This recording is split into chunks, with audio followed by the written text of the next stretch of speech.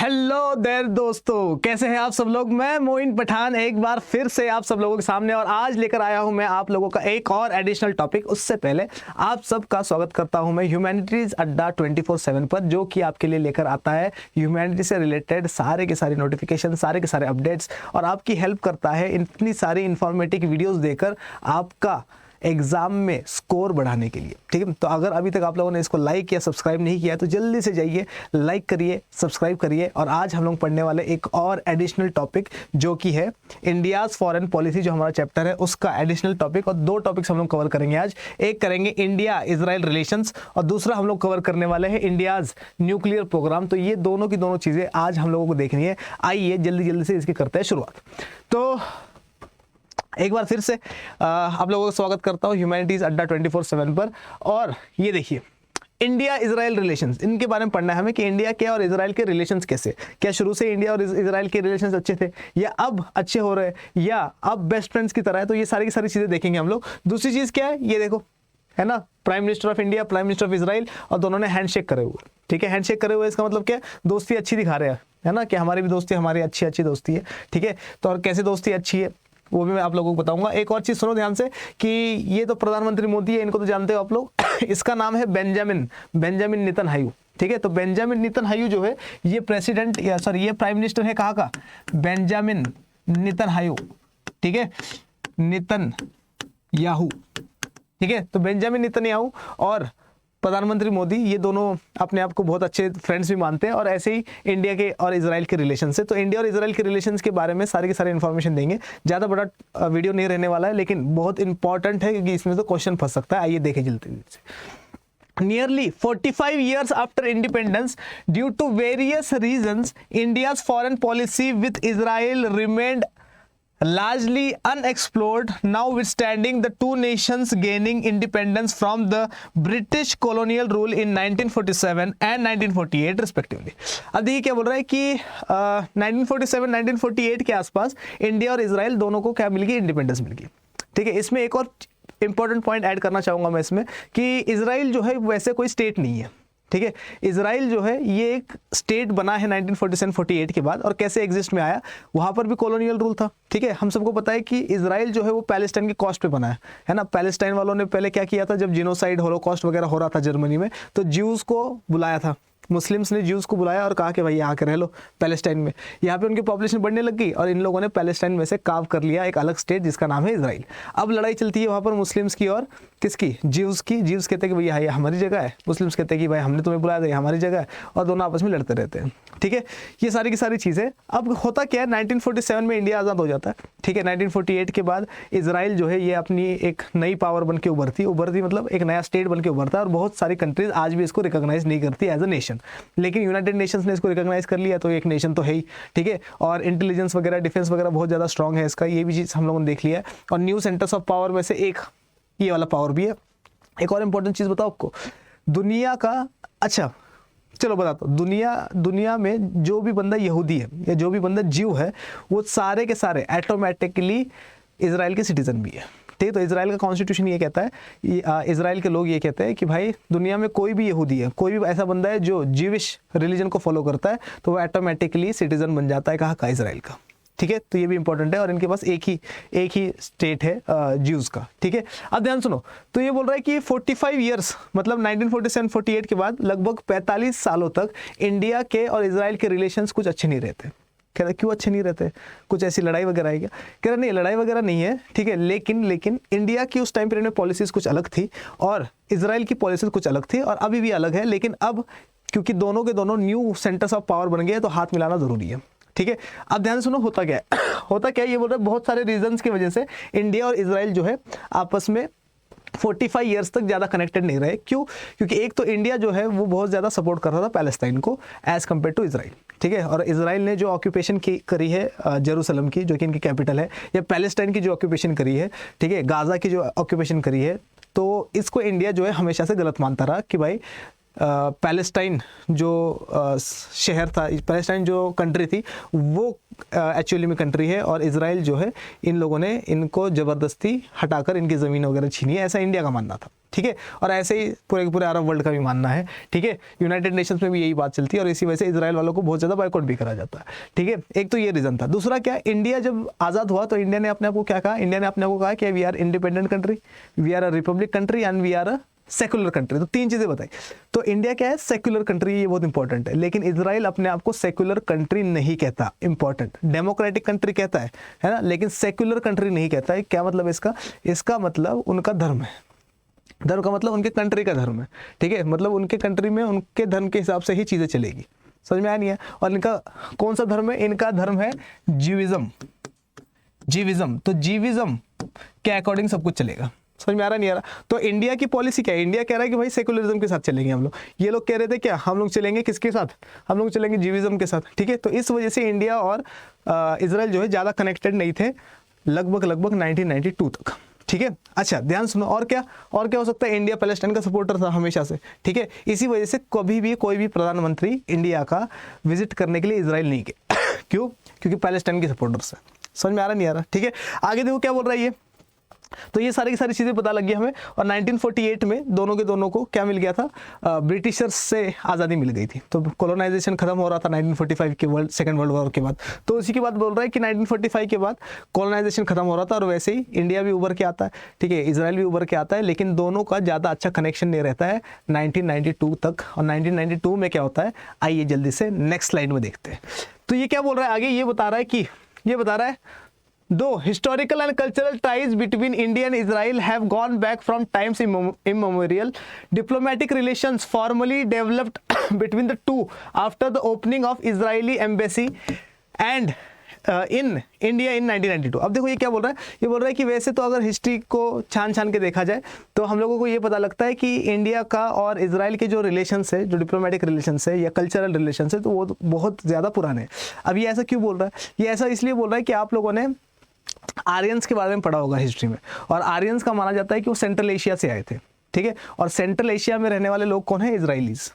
ठीक है, तो बहुत सारे लोग हैं जो आर्यंस को इजरायली ही मानते हैं। ठीक है, तो ये लोग कहते हैं कि भाई सेंट्रल एशिया से आए थे लोग, इजराइल वगैरह से आए थे, और इसी वजह से इजरायली जो थे वो इंडिया में आके बसे टाइम इमेमोरियल से, मतलब कि बहुत पुराने टाइम पीरियड से। तो ये बता रहा है कि इंडिया के और इजराइल के कनेक्शन जो है बहुत ज़्यादा स्ट्रांग है। इसी के साथ साथ 1999 में आप लोगों को याद होगा कारगिल वॉर हुआ था, है ना, जो कि इंडिया और पाकिस्तान के बीच में हुआ था। तो इंडिया का इस टाइम पीरियड में बहुत ज़्यादा साथ दिया था इजराइल ने। तो इसके बाद जो है बहुत इंडिया के और किसके, इजराइल के कनेक्शंस बढ़ने लग गए। और इजराइल ने साथ क्यों दिया था इंडिया का, क्योंकि पाकिस्तान एक इस्लामिक कंट्री है। ठीक है, और इस्लाम के खिलाफ जीविज्म, देखो ये सेकुलर कंट्री नहीं है ना इजराइल। ठीक है, तो इनकी लड़ाई है किसके साथ, इनकी लड़ाई है मुस्लिम्स के साथ, इनकी लड़ाई है क्रिश्चियंस के साथ। ठीक है, और मुस्लिम्स के अगेंस्ट में लड़ रहे थे, मतलब एक तरीके से इस्लामिक स्टेट है पाकिस्तान। ठीक है, तो उनके अगेंस्ट लड़ रहा था कौन, इंडिया वाला, जो कि एक सेकुलर स्टेट है। तो इस वजह से इन लोगों ने क्या कर दिया, सपोर्ट करा किसको, इंडिया वालों को। ठीक है, और बदले में कुछ मांगा भी नहीं। तो इंडिया वाले भी बड़ी खुश हुए। ठीक है, कि भाई कारगिल वॉर में हमारी हेल्प करी, तो आइए हाथ मिला लेते हैं तगड़े वाला। तो इंडिया के और उसके रिलेशंस अच्छे बनने चले गए। ऊपर से 1992 की बात है, 1992 में क्या हुआ, इंडिया में क्या बन गया था, इजरायली एम्बेसी बन गई थी, इजरायली एम्बेसी। और इजरायली एम्बेसी 1992 में बनने का मतलब क्या है, इसका मतलब अच्छा इजरायली एम्बेसी के ऊपर अटैक वगैरह भी हुए। ठीक है, क्यों हुए, क्योंकि इंडिया सेकुलर स्टेट है ना, और पैलेस्टाइन को रिकॉग्नाइज करते हैं हम लोग, लेकिन इजराइल को हम लोग रिकॉग्नाइज नहीं करते। और 1992 में क्या हो गया, इजराइल की एम्बेसी इंडिया में बन गई। ठीक है, तो इस पे अटैक वगैरह भी हुए, है ना। तो बहुत सारी चीज़ें कंट्रोवर्शियल चलती रही, लेकिन 1992 के बाद इंडिया के और इजराइल के रिलेशंस बहुत बहुत बहुत बहुत बढ़ते चले गए। समझ में आ गया। नेक्स्ट चीज देखिए क्या बता रहा है, ये बोल रहा है कि relations between the two democratic Nations further intensified with the visits of the two heads of the government in 2017 and 2018। अब ये क्या बोल रहा है, और ज़्यादा अच्छे रिलेशंस हो गए इंडिया के और इजराइल के। कब, 2017 में और 18 में। कैसे, देखो मैंने आप लोगों को बताया था कि अभी तक कोई ऐसा प्राइम मिनिस्टर नहीं था जो इजराइल विजिट किया हो, लेकिन 2017 में प्राइम मिनिस्टर नरेंद्र मोदी क्या करते हैं, नरेंद्र मोदी जाते हैं कहाँ पर, इजराइल जाते हैं। अब इजराइल जाते हैं, इसका मतलब क्या, इसका मतलब रिलेशंस अच्छे होने, अरे है कि ना, ये रिलेशंस अच्छे होने। तो बेंजामिन नेतन्याहू को बड़ा अच्छा लगता है कि भाई इंडिया का पहली बार कोई प्राइम मिनिस्टर कहाँ पर आया, इसराइल में आया। तो 2018 में इंडिया में कौन आता है? 2018 में इंडिया में आता है बेंजामिन नेतन्याहू। ठीक है, तो बेंजामिन नेतन्याहू इंडिया में आता है कब? 2018 में। तो दो चीज पता लगी, 2017 में 2018 में क्या क्या हुआ था। ठीक है, नेक्स्ट चीज देखो क्या बोल रहा है ये। नेक्स्ट बोल रहा है, the two nations have started cooperation in various fields like cultural exchange, security and defence, counter terrorism, space research, water and energy and agricultural development. तो ये क्या बोल रहा है कि फिर रिलेशंस अच्छे होते चले गए और इतने अच्छे हो गए कि दोनों के दोनों नेशंस आपस में बहुत सारी चीज़ों पे कोऑपरेट करते हैं। काउंटर टेररिज्म में करते हैं कोऑपरेट, डेवलपमेंट एक्टिविटीज़ में करते हैं, डिफेंस में करते हैं, एग्रीकल्चर को अच्छा करने के लिए करते हैं, तो बहुत सिक्योरिटी में करते हैं। ठीक है, तो बहुत सारी चीज़ों पर अब इंडिया और इजराइल जो है आपस में क्या करते हैं? आपस में एकता रखते हैं। समझ में आया नहीं है? ठीक है, तो ये छोटा सा टॉपिक था किसके बारे में? इंडिया और इजराइल के बारे में। तो आई होप कि आप लोगों को समझ में आया होगा। अभी एक छोटा सा टॉपिक और है, इसी में एडेड है, आइए जल्दी जल्दी से उसको भी देखते हैं हम लोग। तो नेक्स्ट चीज़ क्या बता रहा है ये हमें? नेक्स्ट चीज़ ये बता रहा है हमें इंडियाज न्यूक्लियर पावर के बारे में। इंडिया के न्यूक्लियर पावर के बारे में बता रहा है। और देखो इंडिया की न्यूक्लियर पावर के बारे में क्या दिखा रहा है। और यहाँ पे हमारे कुछ मिसाइल वगैरह है, वो भी देख लो। India and the policy of no first use, तो इसके बारे में समझाऊंगा। नो फर्स्ट यूज़ की पॉलिसी क्या है न्यूक्लियर वेपन्स की। तो ये हमारा एक न्यूक्लियर वेपन है ना, और इंडिया का झंडा ऊंचा रहे हमारा, वो वाला दिखा भी रखा है ना, तिरंगा हमारा। आइए इसके बारे में देखते हैं इन्फॉर्मेशन क्या क्या है हमारे पास। तो ये बता रहा है इंडियाज न्यूक्लियर प्रोग्राम के बारे में। तो इंडिया एक न्यूक्लियर कंट्री है, हम सबको पता है। ठीक है, नहीं पता हो तो बता देता हूँ। ठीक है, वैसे पता ही होगा, इतने बड़े हो गए हो तुम लोग, है ना, घोड़े बन गए हो इतने बड़े बड़े। चलो इधर देखो, इंडियाज न्यूक्लियर प्रोग्राम। तो इंडियाज न्यूक्लियर प्रोग्राम के बारे में क्या बता रहा है? India's nuclear policy has always been peace oriented. तो ये बोल रहा है कि इंडिया एक न्यूक्लियर कंट्री जरूर है, लेकिन हमारी जो पॉलिसी रही है हमेशा वो कैसे रही है? पीस ओरिएंटेड रहे। मतलब कि भाई हम लोग, हमारे पास न्यूक्लियर पावर है, लेकिन हमने छुपा रखे, गोदाम में रखे उसको। ठीक है, हम लोग यूज़ वगैरह नहीं करेंगे। हाँ, अटैक मत कर देना, फिर यूज़ करेंगे। समझ में आ रहा है नहीं आ रहा? तो इंडिया की कुछ पॉलिसीज है, वो भी बता रहा हूँ मैं आप लोगों को। तो ये क्या कह रहा है कि इंडिया जो है इसकी न्यूक्लियर पॉलिसी क्या है? बहुत पीस ओरिएंटेड पॉलिसी है। Whose clear impression is reflected in the policy of no first use. अब देखो इंडिया ना दो पॉलिसी के ऊपर काम करता है। कौन सी पॉलिसी? एक पॉलिसी हमारी नो यूज की पॉलिसी, नो यूज। ठीक है, जैसे फॉर एग्जाम्पल हमारी और नेपाल की लड़ाई हो जाए। ठीक है, अब नेपाल कोई न्यूक्लियर कंट्री है क्या? नहीं है न्यूक्लियर कंट्री। ठीक है, लेकिन हमारी और नेपाल की लड़ाई हो जाए तो अब सीन क्या है कि हम लोग यूज़ करते हैं उसके खिलाफ, एक ऐसे कंट्री के खिलाफ जहाँ पर जो कि न्यूक्लियर पावर नहीं है। तो उनके अगेंस्ट में जब भी इंडिया लड़ाई करेगा तो नो यूज़ की पॉलिसी करेगा, मतलब इंडिया बिल्कुल भी न्यूक्लियर पावर यूज़ नहीं करेगा। समझ में आ गया? दूसरा क्या है? दूसरा इंपॉर्टेंट है कि नो फर्स्ट यूज़ की पॉलिसी। अब नो फर्स्ट यूज़ की पॉलिसी क्या है? मान लो इंडिया और चाइना लड़ाई कर रहा है। ठीक है, और इंडिया और चाइना दोनों के दोनों क्या है? न्यूक्लियर पावर से। ठीक है, या फिर इंडिया और जापान लड़ाई कर रहा है, या इंडिया और यूएसए लड़ाई कर रहा है, इंडिया और पाकिस्तान लड़ाई कर रहा है। तो ये सारे के सारे क्या है? न्यूक्लियर पावर से। अगर इन लोगों की लड़ाई होती है आपस में, इन लोगों की आपस में लड़ाई होती है तो बहुत प्रॉब्लम होने वाली है, क्योंकि दोनों के दोनों न्यूक्लियर पावर से। लेकिन इंडिया फिर भी क्या कर रहा है? इंडिया बोल रहा है कि हम है पीस ओरिएंटेड है हम लोग। मतलब यहाँ पर भी हम लोग न्यूक्लियर पावर तब तक यूज़ नहीं करेंगे जब तक सामने वाला ना करे, लेकिन सामने वाला अगर कर दिया है ना, फिर छोड़ेंगे भी नहीं। ठीक है, तो नो फर्स्ट यूज़, पहले यूज़ नहीं करेंगे न्यूक्लियर पावर। ये पॉलिसी अपनाता है कौन? इंडिया। तो इससे पता लगता है कि इंडिया जो है कंप्लीटली क्या, पीस ओरिएंटेड है। नेक्स्ट चीज क्या बोल रहा है? But in view of contemporary regional security challenges the present government has made it clear that the policy of no first use can be reviewed and changed in consonance with India's regional and national security. अब देखो ये बहुत important बात बता रहा है। ये क्या बोल रहा है कि आजकल का जो टाइम पीरियड चल रहा है जहाँ पर सबको बड़ा बनना है ना, चाइना कभी ना कभी अटैक कर देता है इंडिया पे। ठीक है, इंडिया चाइना के बीच में क्लैशेस होते रहते हैं, पाकिस्तान के साथ इंडिया के क्लैशेस होते रहते हैं। तो ऐसी सिचुएशन में इंडिया क्या कह रहा है? इंडिया कह रहा है कि भाई देख लो, हम लोग नो यूज़ और नो फर्स्ट यूज़ की पॉलिसी तो ज़रूर हम लोग फॉलो करते हैं, लेकिन अगर हमें लगा कि सिचुएशन ख़राब हो रही है और अगर हमें लगा कि भाई तुम लोग कहीं ना कहीं हमें प्रॉब्लम क्रिएट कर सकते हो, तो हम अपनी क्या इस वाले कंसेप्ट को रिवर्स भी कर सकते हैं, है ना। हमें लगा कि भाई कुछ ना कुछ दाल में काला है, तो हम लोग अपनी पॉलिसी को रिवर्स करेंगे और न्यूक्लियर पावर पहले यूज़ कर लेंगे, क्योंकि ये अब हमारे नेशनल सिक्योरिटी का मामला हो जाएगा।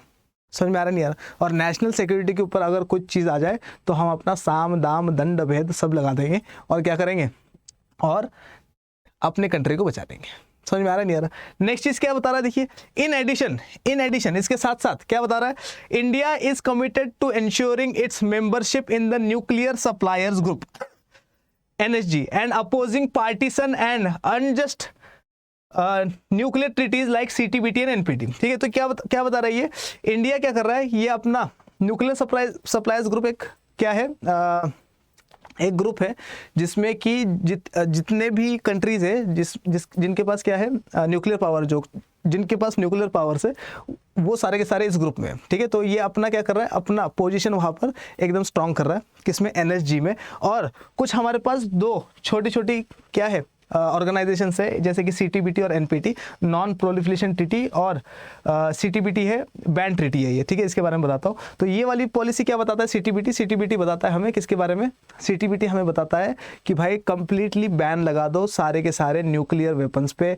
जिनके पास न्यूक्लियर वेपन्स है उसके पास पहले बैन लगना चाहिए, उसके बाद क्या होना चाहिए, उसके बाद उसका डिसआर्मामेंट होना चाहिए, और न्यूक्लियर एनर्जी को सिर्फ और सिर्फ पीसफुल चीज़ों के लिए यूज़ करना चाहिए। तो ये बताता है। NPT क्या, non proliferation treaty. Non proliferation treaty कहती है कि जिनके पास न्यूक्लियर पावर अभी तक है उनका तो बहुत बढ़िया चीज़ है, ठीक है, लेकिन दूसरों को तुम लोगों ने बताना नहीं है कि न्यूक्लियर पावर कैसे बनानी है, और किसी और तक ये इन्फॉर्मेशन नहीं जानी चाहिए, वरना दुनिया क्या बन जाएगी, दुनिया बन जाएगी एक न्यूक्लियर पावर के साथ लड़ने वाली एक ऐसी दुनिया जहाँ पर सब कुछ तबाह हो जाएगा। लेकिन इंडिया क्या कह रहा है कि ये वाली पॉलिसीज जो है बहुत ज़्यादा क्या है, बायस्ड है ना। कैसे बायस्ड है और डिस्क्रिमिनेशन करती है, कैसे, ये कह रहा है कि जो बड़ी बड़ी कंट्रीज है, USA होगी, चाइना होगी, इन लोगों ने तो पहले न्यूक्लियर वेपन्स बना लिए।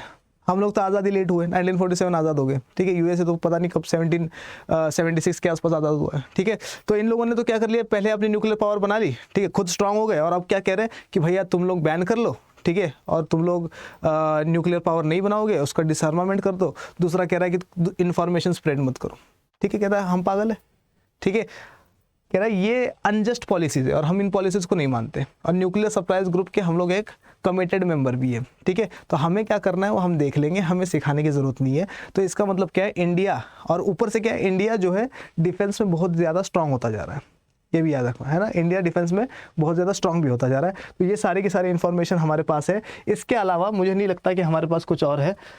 देखिए ज़रा, हाँ, NPT क्या, नॉन प्रोलिफरेशन ट्रीटी हमने देख लिया। CTBT क्या है, comprehensive nuclear test ban treaty है, ठीक है। तो ये दोनों की दोनों चीज़ें देख ली हम लोगों ने, दोनों की दोनों चीज़ें समझा भी दी मैंने आप लोगों को, ठीक है। आशा करता हूँ कि आप लोगों को ये सारे के सारे इन्फॉर्मेशन जो है वो कंप्लीटली समझ में आई होगी, ठीक है। अगर किसी चीज़ में कोई डाउट है तो मुझे कमेंट सेक्शन में ज़रूर लिख के बताइएगा कि सर ये चीज़ समझ में नहीं आया, या कोई भी डाउट हो तो, ठीक है। इसी तरह के बहुत अच्छे वीडियोज़ और बहुत इन्फॉर्मेटिव वीडियोज़ आप लोगों के सामने रोज़ बरोज़ में लेके आता रहूँगा। तब तक के लिए मोइन पठान आप सबको कहता है जय हिंद।